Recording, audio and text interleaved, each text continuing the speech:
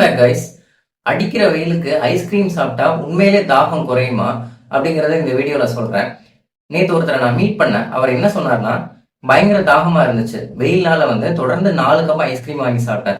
எவ்வளவு சாப்பிட்டாலும் தாகம் அடங்கவே இல்லை, தாகம் கூட்டிகிட்டே தான் போகுதுன்னு சொன்னாரு. ஐஸ்கிரீம் சாப்பிட்டா உண்மையிலே நமக்கு உடம்பு குளிர்ச்சி ஆகுமா, தாகம் குறையுமா அப்படிங்கிறத சொல்றேன். ஐஸ்கிரீமை பொறுத்த வரைக்கும் 3 விஷயங்கள் மெயினா இருக்கும். ஒன்னு பால், ரெண்டாவது சுகர்ஸ் அல்லது கார்போஹைட்ரேட்ஸ், மூணாவது ஆடட் ஃபிளேவர்ஸ். ஸோ இதுல இந்த சுகர்ஸ் அப்படிங்கிறது ஐஸ்கிரீம்ல ரொம்ப ஜாஸ்தியாவே இருக்கும். நம்ம ஐஸ்கிரீம் சாப்பிடும் போது நம்மளுடைய வாய் மட்டும்தான் குளிர்ச்சியா இருக்கும். அதுக்கப்புறமா அது வயிற்றுக்கு போயிட்டு வயிற்றுல இருந்து பிளட் சர்க்குலேஷனுக்கு உள்ள உடனே போயிடும். இந்த ஐஸ்கிரீம்ல இருக்கக்கூடிய அதிகப்படியான சர்க்கரை ரத்தத்துக்கு ரொம்ப சீக்கிரமாவே போகும். அப்ப என்ன ஆகும்னா, நம்ம உடம்புல உள்ள செல்கள் இந்த ரத்தத்துல உள்ள சர்க்கரையை சீரமைக்கிறதுக்காக செல்லுல இருந்து நிறைய தண்ணி வெளியே ரத்தத்துக்கு வரும். அப்ப பாடியில உள்ள செல் எல்லாமே டீஹைட்ரேட்டடா, நீர் சத்து குறைவா இருக்கும். இதனாலதான் நமக்கு ஐஸ்கிரீம் சாப்பிட்ட உடனேயே தாக உணர்வு அதிகமா உண்டாகும்.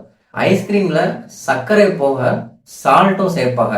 இந்த சர்க்கரையும் உப்பும் எப்போதுமே நமக்கு தாகத்தை அதிகம் தான் படுத்துமே தவிர இது கம்மி பண்றதுக்கு வாய்ப்பே கிடையாது. அதனால கோடை காலத்துல நம்ம உடம்ப குளிர்ச்சியா வச்சிருக்கிறதுக்கு ஐஸ்கிரீம் ஒரு கரெக்டான ஆப்ஷனான்னு கேட்டா கிடையவே கிடையாது.